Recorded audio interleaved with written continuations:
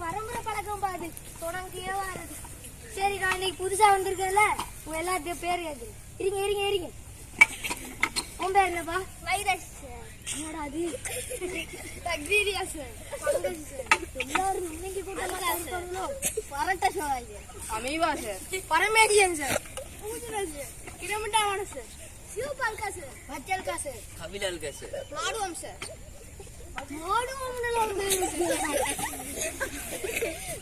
என்னடா அவனை வைரஸ்ல அவனை கூட்டிட்டு போனேன். அவனுக்கு டெங்கு காய்ச்சலாம் சார்.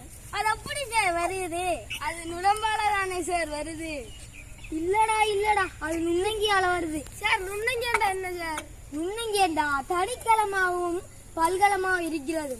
அது தனிச்சு இருக்கும் போது நம்மளோட வருங்கண்களுக்கு தெரியாத நுண்ணங்கிய தனிக்கலம் வந்து அது ஒரு களம், அதாவது அதுக்கு ஒரு உடம்புகள் அப்படி எல்லாம் இருக்கணும். பல்கலம் அதுக்கு நிறைய களம் இருக்கு. அப்ப தனிக்கலமா பல்கலமா இருக்கும். ஆனா நம்ம அது தனித்து இருக்கும் போது நம்மள வெற்றுக்கண்ணால பார்க்க முடியாது. வெற்றுக்கண்ண நம்மளோட வருங்கண்ணால பார்க்க முடியாது. சார், நுண்ணங்கி வகைகளுக்கு உதாரணம் சொல்லுவீங்களா சார்? கட்டாயம் சொல்லுவேன். நுண்ணங்கி வகைகளுக்கு உதாரணம் வந்து கேட்டா பாக்டீரியா, பங்கஸ், அல்கா, புரோட்டோசோவா, நீங்க பேர் வச்சு கேளு. அதே மாதிரி தான். அது எங்க சார் வாழுது?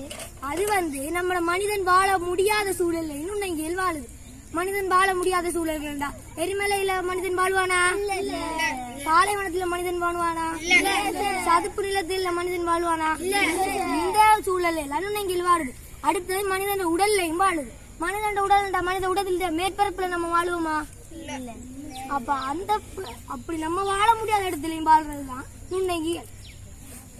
நுண்ணங்கிகளை வருங்கண்ணால பார்க்க முடியுமா சார்? எதன் மூலம் பார்க்க முடியும்? நுண்ணங்கிகளை வருங்கண்ணால பார்க்க முடியாது.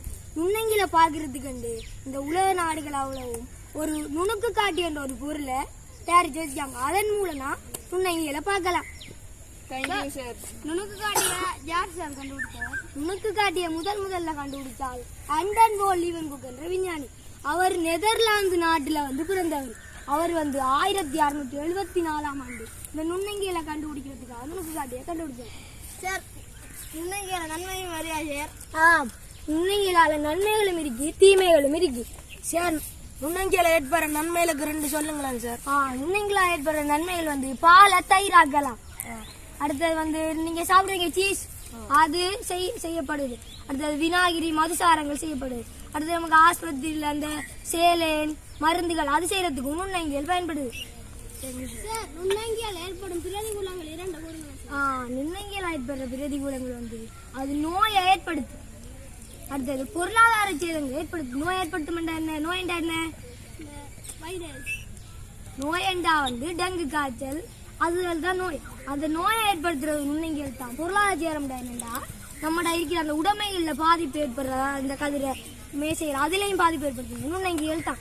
சார் சார் சார், தாவரங்களுக்கு நுண்ணங்கிகளால நோய் ஏற்படுறதா சார்? கட்டாயம் தாவரங்களுக்கு நுண்ணங்கிகளால் நோய் ஏற்படுதுன்னு சொல்லவே மாட்டேன். நுண்ணங்கிகளால தாவரங்களுக்கு நோய் ஏற்படுது.